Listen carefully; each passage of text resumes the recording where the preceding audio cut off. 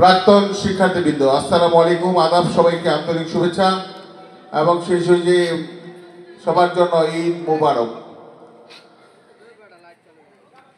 ইতিমধ্যেই আমাদের ঈদ আসলে আমরা আল্লাহ পাকের অশেষ মেহেরবানিতে শেষ করতে পেরেছি খুব চমৎকারভাবেই, কারণ আবহাওয়া ভালো ছিল। সেই দিক থেকে আমি মনে করবো যে ঈদ আশা করি সবারই ভালো হয়েছে। আমরা সবাই জানি যে লাহিড়ী স্কুল ইতিমধ্যেই প্রায় 105 বছর স্থাপিত হওয়ার সময় অতিক্রান্ত করতে চলেছে। যদিও আজকে এই প্রস্তুতিমূলক সভাটা আমরা এর আগে একবার করেছিলাম, কিন্তু আসলে কেন আমরা ইতিমধ্যেই আমরা শতবর্ষ পালন করতে পারিনি সেটার কিছু কারণ আছে। যেমন আমরা সবাই জানি যে কোভিড-19, এই কারণে আমরা প্রায় 3 বছর আমরা কোনো প্রোগ্রামই করতে পারিনি। আমরা একসঙ্গে বসে যে এক কাপ চা খাবো সেই পরিবেশ ছিল না। শতবর্ষ পালন তো দূরের কথা। এই কারণে মনে করছি 19 সালে সেটা ধরা পড়েছে, 20, 21, 22, 3 বছর আমাদের কোভিড-19 চলে গেছে। তারপরে আমাদের আসলে রাজনৈতিক কিছু সমস্যা ছিল। আমরা হয়তো কার্যক্রম শুরু করব, দেখি যে পিছন থেকে কেমন জানি একটা সমস্যা দেখা দিচ্ছে।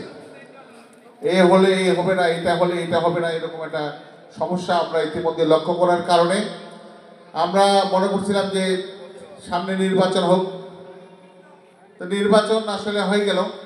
নির্বাচন করে এখানে আমাদের সুজন ভাই এমপি হলেন। তো তারপরে আমরা মনে করছিলাম যে আমরা কার্যক্রম শুরু করব। এর মধ্যে তো সারা দেশে একটা রাজনৈতিক একটা রাজনৈতিক অস্থিরতার কারণে আমরা কার্যক্রম শুরু করতে পারিনি, করতে পারিনি। তারপরে আমরা সবাই জানেন যে একটা বাংলাদেশে একটা বিপ্লব ঘটে গেল 5ই আগস্টের আগে থেকে শুরু করে 5ই আগস্টে আমাদের দেশে একটা রাজনৈতিক একটা পরিবর্তন হয়ে গেল। তো যাই হোক, আসলে রাজনৈতিক পরিবর্তন হওয়ার কারণে আমরা সবাই জানি এখন একটা অন্তর্বর্তীকালীন সরকার বর্তমানে বাংলাদেশে আছে। কোনো দল এখন ক্ষমতায় নেই। এখন নির্বাচন হবে বা হতে পারে এটা আমরা শুনছি, বা ইতিমধ্যেই বিভিন্নভাবে আমরা সবাই জানেন যে হয়তো আগামী ডিসেম্বর বা জানুয়ারি মাসে নির্বাচন হতে পারে।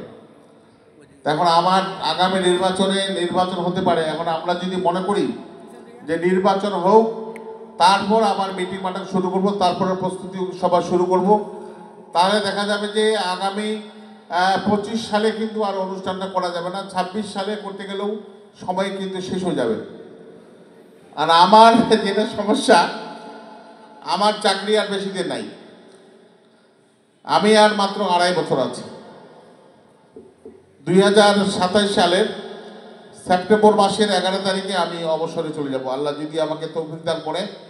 আমি 2027 সালের সেপ্টেম্বর মাসের 11 তারিখ পর্যন্ত এই স্কুলে কর্মরত থাকতে পারি, যদি আল্লাহ পাক তৌফিক দান করে, যদি বেঁচে থাকি, সুস্থ থাকি। তো এই কারণেই আমি ভাবছি যে আমার আমলেই বা আমার এই কর্মরত অবস্থায় একটা অনুষ্ঠান এটা করতে চাই আর কি।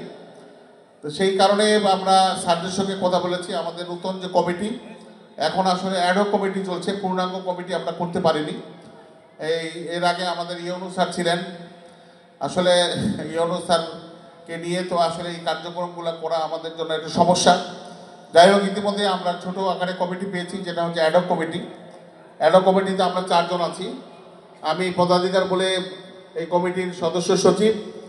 আর আমাদের সবারই প্রিয় স্যার আমাদের সাইফুল্লাহ কলম স্যারকে আমি এবার সভাপতি হিসাবে পেয়েছি। উনি দীর্ঘদিন এই স্কুলে সেবা দিয়ে গেছেন। তো সেই দৃষ্টিকোণ থেকে এইবার আমি স্যারকে পেয়েছি। আর আরেকটা আমাদের অভিভাবক সদস্য হিসাবে আমাদের জামাল ভাগিনাকে পেয়েছি, সেও শিক্ষক মানুষ। তো এই অ্যাডহক কমিটি হয়তো আপাতত আছে। সামনে পূর্ণাঙ্গ কমিটির ব্যাপারে এখনও তেমন আমাদের নির্দেশনা নেই। পূর্ণাঙ্গ কমিটি না হলে হয়তো এই অ্যাডহক কমিটি আরও 6 মাস বাড়বে। তো এখানে যাই হোক, আমরা সবাই জানি আমরা বিভিন্ন জায়গায় আমরা যাচ্ছি, ছুটছি। এবং কিছুদিন আগে আমাদের মথুরাপুরে তারা 90 বছর পালন করেছে। তো এই 90 বছর পালন করছে, কিভাবে করছে না করছে সেখান থেকেও আমরা শেয়ার কিছু বিষয় অভিজ্ঞতা সঞ্চয় করেছি। তার আগে আমাদের ঠাকুরগাঁ সরকারি বালক উচ্চ বিদ্যালয়ে তারাও শতবর্ষ পালন করেছিল, সেখান থেকেও আমাদের কিছু অভিজ্ঞতা আমরা শেয়ার করেছি যে কিভাবে করছে, কিভাবে করা যায়। তো সেই দৃষ্টিকোণ থেকে আমরা দেখছি যে এটা একটা অনেক বড় কাজ, এটাকে ছোট করে দেখার কোনো সুযোগ নাই। তো যার কারণে আজকে আমি, যারা আপনার প্রাক্তন শিক্ষার্থী ছিলেন এবং ইতিমধ্যেই আমি 6 সালে এখানে জয়েন করেছি, দেখতে দেখতে আমারও অনেক দিন হয়ে গেল, আমার নিজেরও অনেক স্টুডেন্ট আছে, তারা এখন আমি মনে করবো যে ইতিমধ্যেই তারা ভালো ভালো জায়গায় অনেকেই যোগদান করেছে, চাকরি বাকরি করছে, অনেকে হয়তো ব্যবসায়ী, অনেকে চাকরিজীবী, অনেকে হয়তো ভালো মানের কৃষক হতে পারে। তো সেই দৃষ্টিকোণ থেকে বলছি যে আমরা একটা ঝুঁকি আমাদের নিতে হবে। ঝুঁকি নিতে গেলে আমি যেটা মনে করি যে আমাদের প্রথমত একটা বাজেট করা দরকার। আমার কাছে যেটা মনে হয়েছে যে এটা আমাদের বাজেট করা দরকার, যে এই অনুষ্ঠানটি করতে গেলে আমাদের কত টাকার প্রয়োজন। যেমন আমরা মথুরাপুরের কাছে শেয়ার নিয়েছি, তাদের সঙ্গে আমরা অভিজ্ঞতা শেয়ার করেছি, ওদের নাকি প্রায় 30 লক্ষ টাকা খরচ হয়েছে।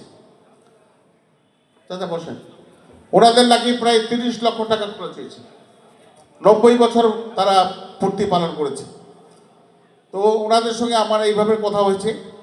আর ঠাকুরগাঁ সরকারি বালক উচ্চ বিদ্যালয় এটা অনেক আগে করেছে, তাদের অবশ্য খরচটা কম হয়েছে। আর খরচের ব্যাপারটা যাই হোক, এটা আমরা পরামর্শ ক্রমে আমরা করতে পারি, আমরা যত আসলে ইয়া করবেন তত খরচ হবে। আর আরেকটি বিষয় আমি আপনাদের অবগতি করতে চাই যে আমি আসার পর থেকে এবং আমার আগে থেকে যে হাবিবুল্লাহ বাবু ভাই যখন এখানে সভাপতি ছিলেন, তখন থেকেই কিন্তু আমরা আমাদের স্কুলে কিন্তু একটা মোটামুটিভাবে আমি মনে করবো যে আমরা তো প্রত্যন্ত অঞ্চলের স্কুল, এমন তো না যে আমরা জেলা শহরের স্কুল। প্রত্যন্ত অঞ্চলের স্কুল হিসাবে আমাদের সামর্থ্য অনুযায়ী স্কুলের অর্থায়নে আমরা কোনো বাইরে থেকে কোনো চাঁদা নেই না, লাইরি বাজারে কোনো কারো কাছে আমরা আসলে যাইনি আমাদের স্কুলের কিছু অনুষ্ঠানের ব্যাপারে। আপনারা নিজেরাও লক্ষ্য করেছেন যে কয়েকদিন আগে আমরা আমাদের বার্ষিক ক্রীড়া অনুষ্ঠান আমরা শেষ করেছি এবং সবাই আপনারা দেখেছেন হয়তো বিভিন্নভাবে, এখন তো মিডিয়ার যুগ, সেইখানে আমাদের অনুষ্ঠানটি আপনারা দেখেছেন এবং সবাই আসলে আমাদেরকে চমৎকারভাবে বলেছে যে একটা ভালো অনুষ্ঠান আমাদের স্কুল হয়েছে। সেই দৃষ্টিকোণ থেকে আমি বলবো যে অনুষ্ঠান করার একটা অভিজ্ঞতা আমাদের আছে। তো এই কারণেই বলবো যে অনুষ্ঠান আসলে এখানে কিছু লোককে দায়িত্ব নিতে হবে। যেমন আমার কাছে যেটা মনে হয়েছে যে আমাদের যেটা ঢাকা, ঢাকা হচ্ছে আমাদের রাজধানী, সুতরাং আমাদের অনেক ছেলেমেয়ে ঢাকাতে বেশি আছে। সুতরাং আমাদের কি হলো, হ্যালো, সুতরাং ঢাকা কেন্দ্রিক আমাদের যে বিষয়টা, ঢাকায় আমরা যারা আছি লাইন স্কুলের যে সমস্ত স্টুডেন্ট আমরা ঢাকায় আমরা মনে করেন আমাদের আছে, তাদেরকেই ওখান থেকেই যেমন আমরা সেন্ট্রালি, যেমন বলতে গেলে যে কোনো আন্দোলন সফল করতে গেলে সেন্ট্রালি কিন্তু আন্দোলনটা সাকসেস করতে হবে। আমার কাছে যেটা মনে হচ্ছে যে আমরা ঠিক আছে স্কুল থেকে তো একটা ইয়া লাগবেই, একটা স্পিরিট লাগবেই বা একটা গতি তো থাকতেই হবে, পাশাপাশি আমার কাছে যেটা মনে হয়েছে যে এটা ঢাকায় সেখান থেকেও একটা গতি লাগবে, ঢাকা থেকেও এই গতি লাগবে এই জন্যই যে আমাদের যারা অতিথি হবেন ওনাদেরকে তো আমাদের সেন্ট্রালি দাওয়াত করতে হবে। তা আমি যাই হোক এমনি আনবিশালী নন্ডবী ভাই কালকে বলেছিলেন যে জিল্লুর কালকে যদি আমরা মহাসচিবের সঙ্গে একসঙ্গে কথা বলতে পারি তাহলে ওনার সঙ্গে দরকার হলে এই ব্যাপারে একটু কথা বলবো, কিন্তু দুর্ভাগ্য যে উনি আসার পরেই সাংবাদিক সম্মেলন করছেন, করার পরে উনি আবার যে অসুস্থতা বোধ করার কারণে উনি আবার রেস্টে চলে গেছেন। তো পরে আবার নন্ডবী ভাই ভিতরেই ছিলেন, যার কারণে ওনার সঙ্গে কথা হয়েছে, আমরা কিন্তু আর পরে ঢুকতে পারিনি, মানে এত লোকের ভিড়। পরে আমি ভাবলাম যে এইখানে এই অবস্থায় আর এগুলো আলাপ হবে না, প্রয়োজন হলে আমি ঢাকায় যাব বা ঢাকায় গিয়ে দরকার এখানে যারা আছেন আমরা হয়তো লাইন স্কুলের পক্ষ থেকে একটা টিম যদি মনে করি তাহলে ওনার সঙ্গে কথা বলে দেখা যাবে, এটা যে কোনো মুহূর্তে আমরা যেতে পারবো ইনশাল্লাহ, এই ব্যাপারে কোনো সমস্যা হবে না। তো যাই হোক, এখানে আমাদের কাকে কাকে আমরা অতিথি আনতে পারি সেটা আমাদের একটা আলোচনার বিষয় আছে এবং ওনাদেরকে অনেক আগে থেকেই ওনার কাছ থেকে মনে হয় যে সম্মতি নিতে হবে, সেই অনুপাতে আমাদের একটা প্রস্তুতি নিতে হবে।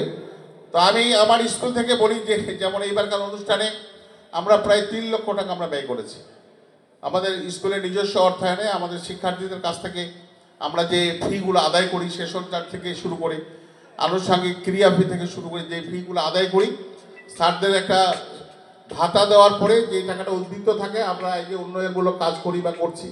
যেমন এবার আমি আমার রুমটা ডেকোরেশন করতেছি, এখানে পিছনে আমাদের গ্রিলগুলো ছিল, গ্রিলগুলো আসলে কি বলবো সেগুলা মানে নষ্ট হয়ে গেছে বা কিছু চুরিও হয়ে গেছে, সেটা আমরা ইট দিয়ে আমরা অলরেডি ইটের কাজ করেছি আমি নিজেও লাইরি স্কুলের ছাত্রাবাসে থাকি, কারণ আমার ফ্যামিলি ঠাকুরগাঁয়ে থাকে, সেই কারণে আমি এই ছাত্রাবাসেই বর্তমানে অবস্থান করছি।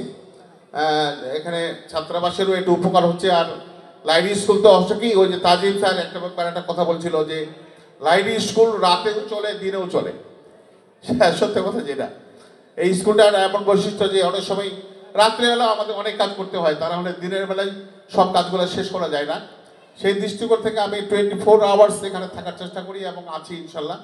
আমার নিয়ত আছে যে যতদিন চাকরি আছে আমি এইভাবেই সার্ভিসটা দিয়ে যাব আল্লাহ পাকের পক্ষ থেকে।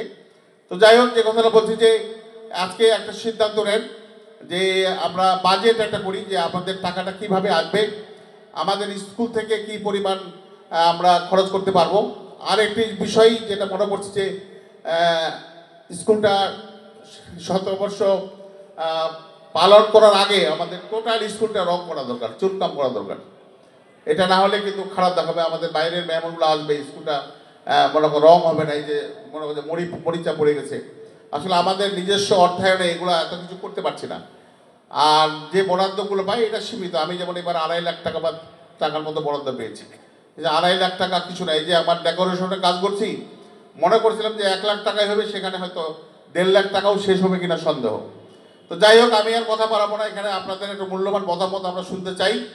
এবং এর আগে আমরা প্রস্তুতিমূলক সভা একটি করেছিলাম, কিন্তু দেখতে দেখতে সেটাও আবার অনেকদিন পেরিয়ে হয়ে গেছে।